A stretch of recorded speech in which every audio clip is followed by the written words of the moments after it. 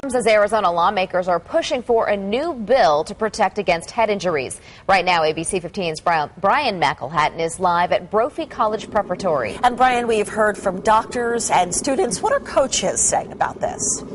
Well, coaches are saying they've really started to pay attention to this over the past 5 or 10 years, especially when it comes to dealing with high school and middle school aged athletes. You know, earlier in this newscast, I illustrated the big picture. I told you how more than 200,000 football players alone are actually suffer from head injuries, from concussions. We also met one of those students as well who's suffering from one right now. And I want to introduce you now to Chris White. He's an athletic trainer here at Brophy College Preparatory. You've been here for 25 years. You've seen a lot of athletes come and go. How many of these head injuries have you seen over the course of your career? In my 25 years here at Brophy, I imagine hundreds of concussions over that span of time. And what is it about this age group that makes them those injuries so critical right now? Well, I think it's important to understand young people, their brains are not fully developed until the mid-20s, so that developing brain is a little bit more prone to injury. Takes a little bit longer to heal, and it's very crucial that we manage it properly medically.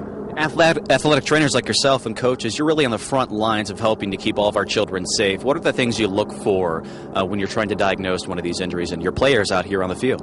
Well, it starts with really good education, and that's why athletic trainers are so important in that regard. But any symptom of neurological deficit, headache, loss of balance, disorientation, confusion, any of those things, light sensitivity, making athletes, parents, coaches, everyone aware that that is a concussion. It's not the unconscious athlete, and having them realize that that is something that needs to be reported, and they need to be taken out of competition. Chris White, thank you so much. You know, this bill, as we explained to you earlier, would require schools and athletic trainers and coaches to pull those kids out of the game if they think they suffer from a concussion. There's also an educational element here to work its way through the Senate and through the House. It'll be up to each school district to decide just how they're going to implement it. Much more on our website, abc15.com. For now, live in Phoenix, Brian McElhatton, ABC 15 News.